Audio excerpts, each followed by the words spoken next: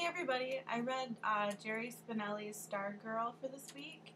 I had read his book Milkweed for one of my classes in undergrad, and so I was expecting this to be really depressing and a huge tearjerker, and I was pleasantly surprised that it was not. Overall, I thought that this was just a really good book. It was quick and easy to read, but it was still really interesting, and unlike Milkweed, the story was really happy overall, and I might even go so far as to say inspirational at the risk of sounding corny. I also found the book to be really relatable. I know that in my experiences in high school, middle school, things like that, like there's always that pressure to fit in, and that pressure kind of makes it hard to, follow the beat of your own drum or whatever. So I think that it would be relatable for adults as well as young adults, especially young adults. There were a lot of like literary elements I thought in it.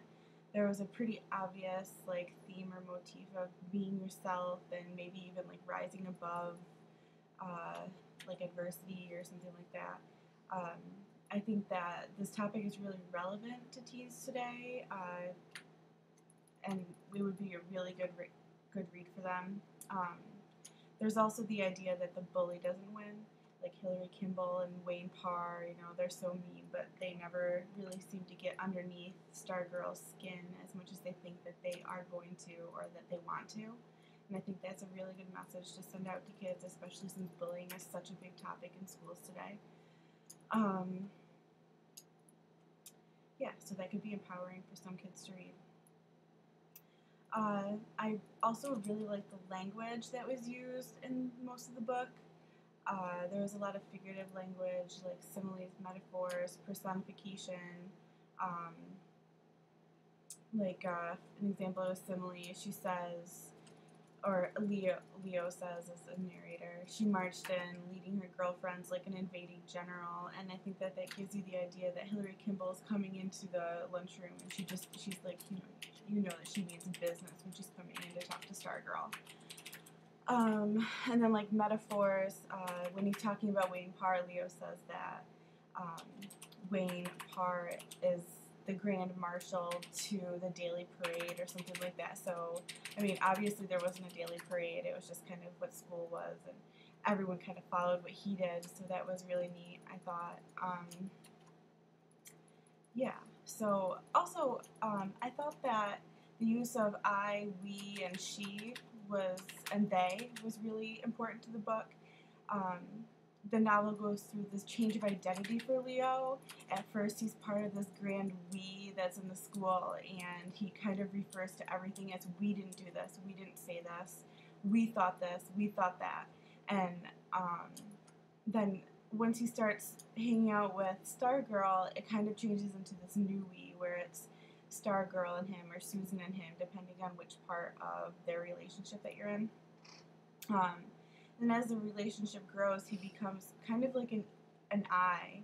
He goes back to the we at some points, but toward the end of the book, he's definitely the I kind of person. And Stargirl always stays a she, even when she's in the Leo Stargirl we. So I thought that was really interesting.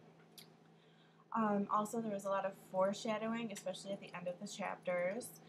At the end of chapter 4, it says, "How could I have known that he would soon be challenged by a freckle-nosed homeschooler?" And that just kind of made me want to keep reading, especially the next chapter, to see what she would do, because, I mean, using a question at the end of the chapter kind of makes you want to get the answer for it.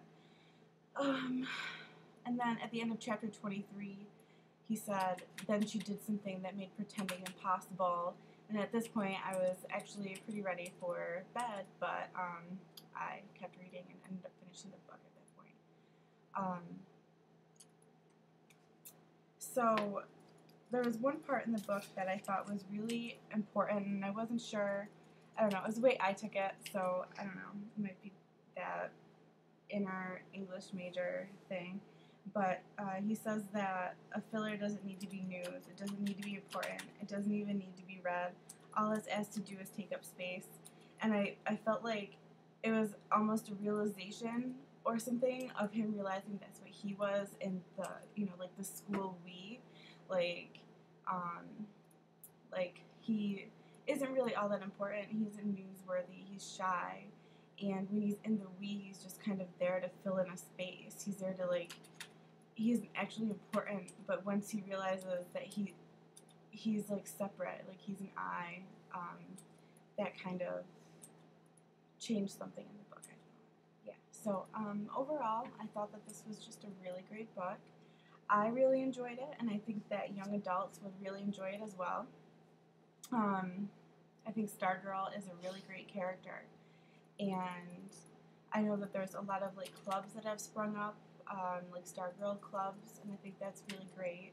And maybe even by introducing this book, you could start one of these in your school, or how do you get that the right way? Whatever. All right, so thanks for watching.